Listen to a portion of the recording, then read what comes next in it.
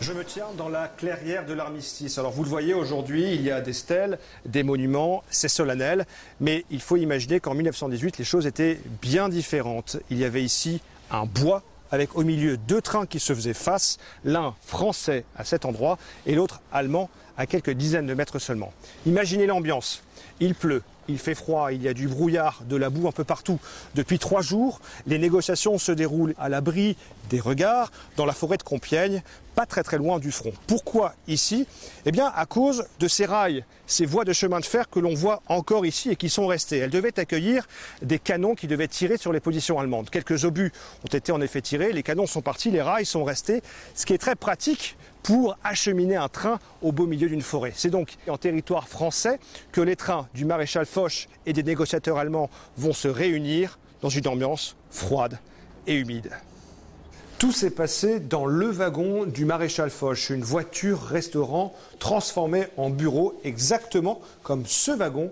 Je vous propose d'aller voir à l'intérieur.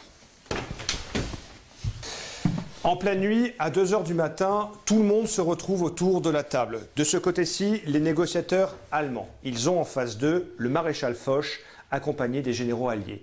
Il faut en tout 3 heures pour que tout le monde appose sa signature. À 7 h du matin, le maréchal Foch prend le texte de l'armistice, descend du wagon, file vers Paris. Ça y est, la guerre est terminée. Dans les années 20, la France aménage la clairière avec au centre cette immense stèle qui porte l'inscription suivante. Ici, le 11 novembre 1918, succomba le criminel orgueil de l'Empire allemand, vaincu par les peuples libres qu'il prétendait asservir. Mais attention, l'histoire ne s'arrête pas là. Elle se poursuit même pendant la Seconde Guerre mondiale, lorsque les Allemands tiendront leur revanche. Hitler va même forcer les Français à signer l'armistice de 1940 ici même, dans le wagon de 1918. Ensuite, eh bien, les Allemands vont raser la clairière, détruire les monuments. Il faudra attendre les années 50 pour que tout soit remis en état avec un wagon identique à celui de 1918. Définitivement, dans cette clairière de Rotonde, l'histoire des 2 guerres mondiales se confond.